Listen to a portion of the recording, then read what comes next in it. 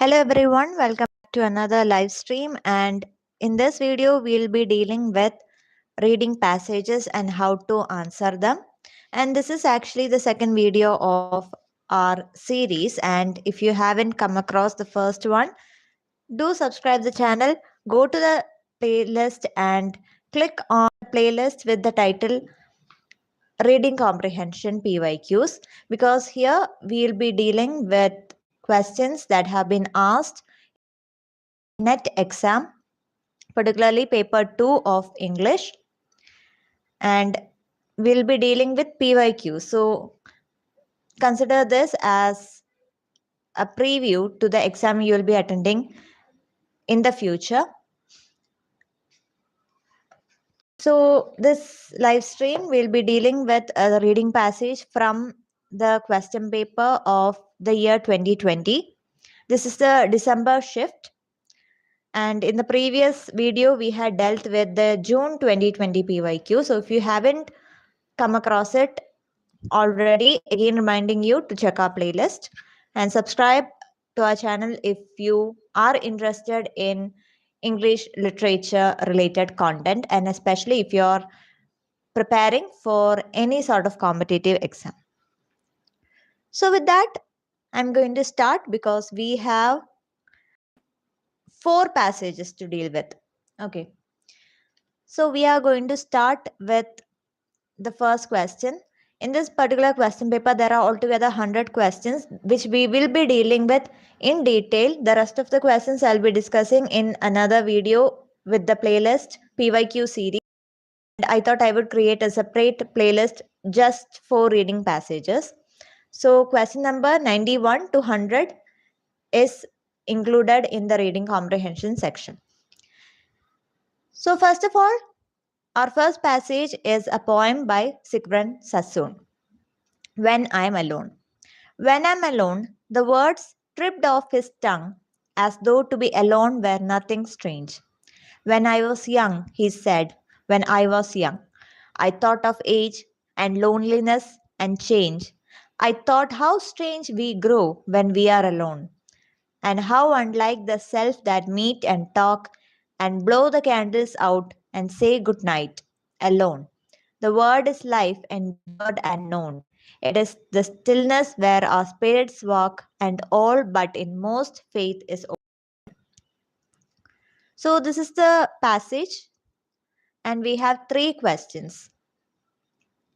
So the first question for the speaker of the words when I am alone. Being alone is. Option A, the normal fate of a human being all his life. Option B, the normal fate of a human being when he is young. Option C, not unlike being with others whom we meet. Option D, not strange as a person should feel alone. So based on the poem, let me know your answer. What does the speaker mean by the phrase when I am alone? So what does he mean alone means? And we have to find our answer from the passage itself.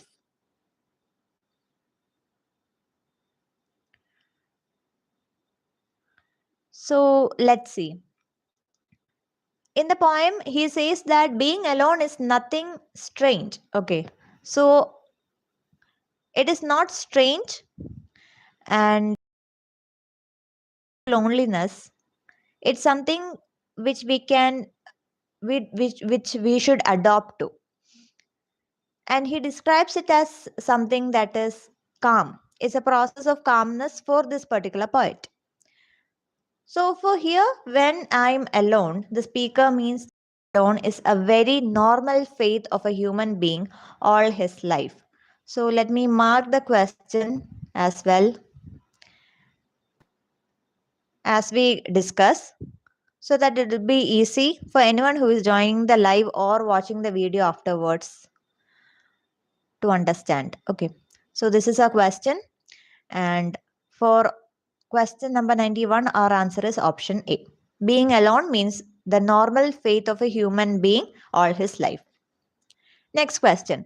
For the poet, being alone is a condition conducive to. Option A, happiness of the self. Option B, becoming different from others. Option C, growing up in an unexpected way. Option D, thinking in a strange way. Let me know your answer in connection to the poem that we have just read. But you can see the poem even if you have joined late. All you have to do is like the video and you can read the poem and you can answer.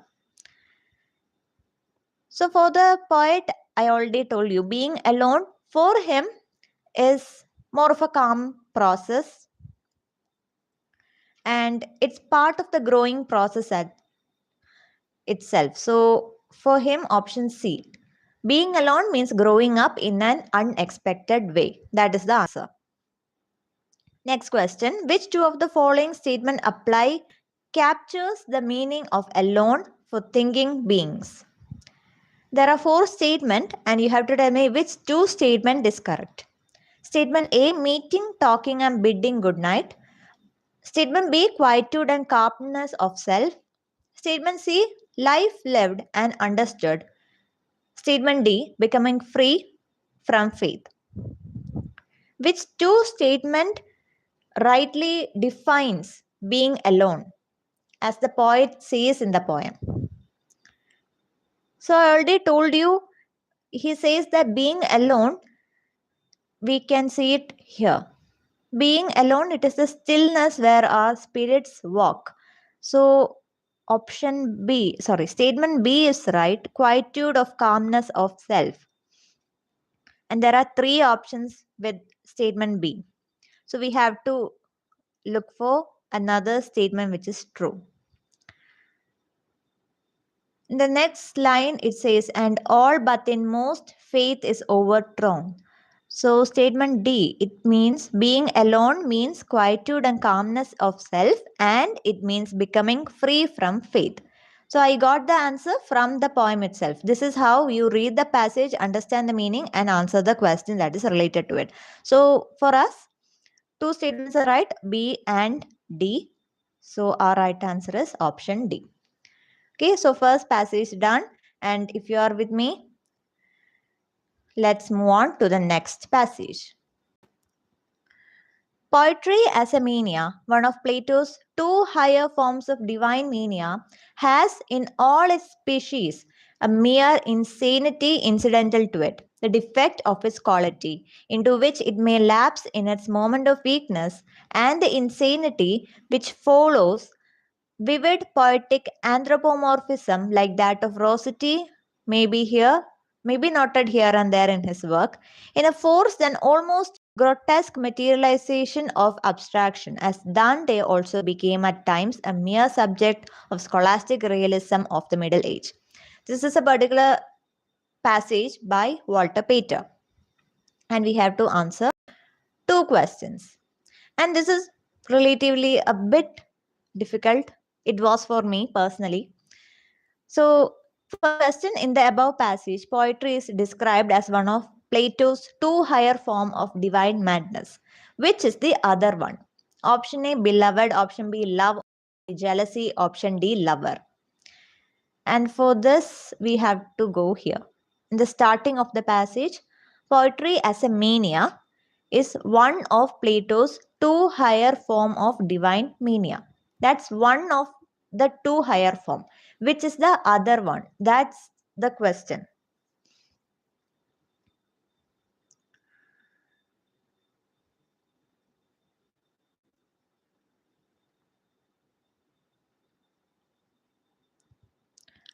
So here it is described as love.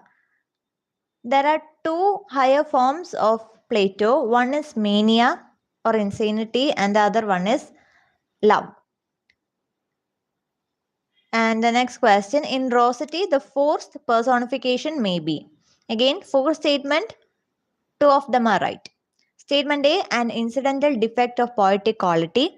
Statement B, examples of a madness of thought. Statement C, an exaggerated concretization of things. Statement D, a divinely inspired poetic expression. This is where you can get from the answer from. It's here. So let's see. According to Rossetti, the forced personification, what does it actually mean? two statements which should be true. It is said that it is a forced and almost grotesque materialization of abstraction. Materialization, which means this word, concretization. So I think C is there. So we can eliminate these two options. Between B and D, we'll get our answer.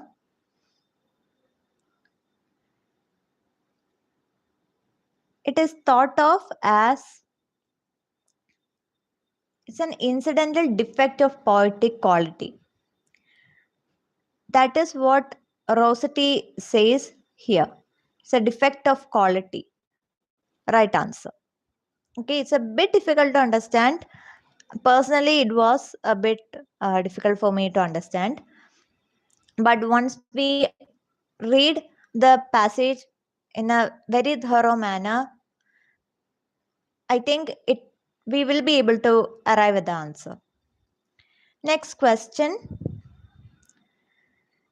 It's a excerpt taken from Shakespeare's A Midsummer Night's Dream. Midsummer Night's Dream. I do entreat your grace to pardon me, however I am made bold, nor how it may concern my modesty. In such a presence here to plead my thoughts, but I beseech your grace that I may know the worst that may befall me in this case if I refuse to wed Demetrius. Okay, this is our passage. We move on to the question. Who is the speaker of the above lines? Option A, Helena. Option B, Thisbe. Option C, P. Blossom. Option D, Hermia. So this is an in-depth question because if you don't know the play, if you haven't read the play, it might be a bit difficult for you to understand or even answer such questions. But who said the above line? So I have read the Midsummer Night's Dream and I can tell you this is a statement that was said by Hermia. Okay. So Hermia did not want to marry this Demetrius, and that is what she is talking about, that she loves someone else. Next question, the above lines are addressed to option A, Theseus, option B, Aegeus, option C, Oberon, option D, Philostrate. Again, an in-depth question. So we know Hermia is the one who is saying this line, that she doesn't want to marry Demetrius because she loves someone else. Who is she talking to? And the answer is option A, Theseus. He is the ruler of a particular kingdom. I forgot the name of the kingdom. If you know, do let me know in the comment section. That's your homework. So yes, Hermia's father has come with a complaint that he has fixed the marriage between Hermia and Demetrius, but Hermia loves another. And actually, there is one more character who is in love with Demetrius. That's the next question. So there's a lot of love triangle or love square, you can call it. There are 4 characters and they are in love with each other. And that's one of the subplot of Midsummer Night's Dream. And we arrive at the next question. Who was in love with Demetrius? So there's a love triangle happening. Demetrius is in love with Hermia. Hermia is in love with someone else. I forgot his name. I forgot his name too. Let me know in the comments. Who was Hermia in love with? Okay. And there is this girl, Helena, who was in love with Demetrius. It's a bit confusing if you don't know the story, but do look it up. Do read it because it will come up in your paper 2 English. Even as a direct question or an indirect question, you can expect a lot of Shakespeare's play. So Helena was in love with Demetrius. Demetrius in love with Hermia. Hermia in love with another person. And that is, this love triangle or square is one of the plot of Midsummer Night's Dream. And we arrive at the last passage that we have to discuss for today. This is an excerpt taken from Hard Times by Charles Dickens. He went to work in this preparatory lesson, not unlike Morgiana in the 40 Thieves, looking into all the vessels ranged before him, one after another, to see what they contained. Say, good mature child, when from thy boiling store thou shalt fill each jar brimful by and by, those thou think that thou wilt always kill, outright the robber fancy lurking with, or sometimes only maim him and distort him. This is the excerpt, and we move on to the question. In the expression looking into all the vessels ranged before him, which one of the following devices is used? Option A, synecdoche. Option B, metonymy. Option C, metaphor. Option D, simile. Let me know in the comments. This is the particular sentence.